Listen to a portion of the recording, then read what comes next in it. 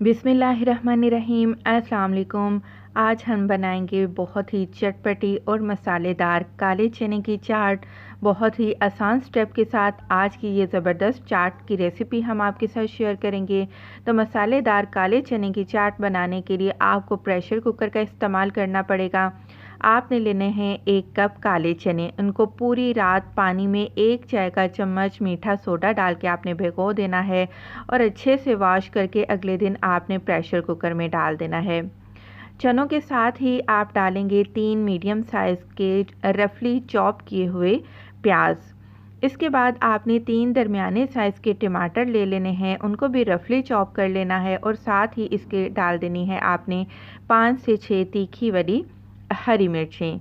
इन तमाम चीज़ों को आपने प्रेशर कुकर में डाल देना है।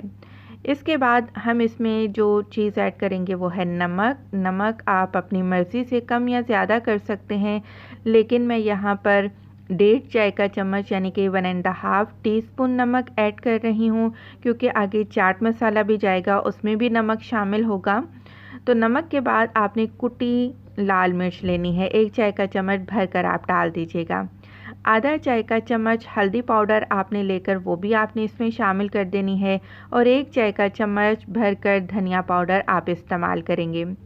इसके बाद हम इसमें पानी शामिल करेंगे, क्योंकि चने देर से गलते हैं तो पानी थोड़ा सा ज़्यादा शामिल करेंगे। मैंने पूरे 1 लीटर पानी यानी कि 4 गिलास पानी इसमें शामिल कर दिया है। तमाम चीज़ों को एक दफ़ा अच्छे से मिक्स करेंगे। मिक्स करने के बाद आपने प्रेशर कुकर को अच्छे से बंद कर देना है और चूल्हे पर चढ़ा देना है।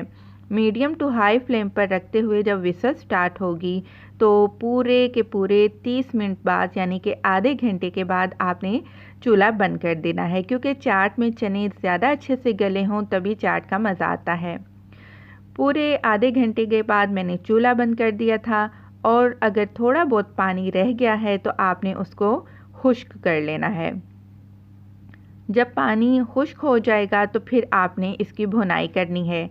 इसमें हम तेल शामिल करेंगे। यहाँ पर मैंने आधा कप तेल का शामिल कर दिया है और आपने चनों को अच्छे से भून लेना है। याद रहे यहाँ पर अब हम पानी का इस्तेमाल बिल्कुल भी नहीं करेंगे। बस दरमियानी आंच पर रखते हुए आपने चनों को तकरीबन 5 से 7 मिनट अच्छी तरह से भून लेना है। जब चने अच्छे से भुन जाए और अच्छी सी खुशबू मसालों की इनमें से आना शुरू हो जाए तो आपने चूल्हे को बंद कर देना है और चनों को एक अलग बर्तन में निकाल कर इसमें बॉयल किए हुए आलू डाल देने हैं।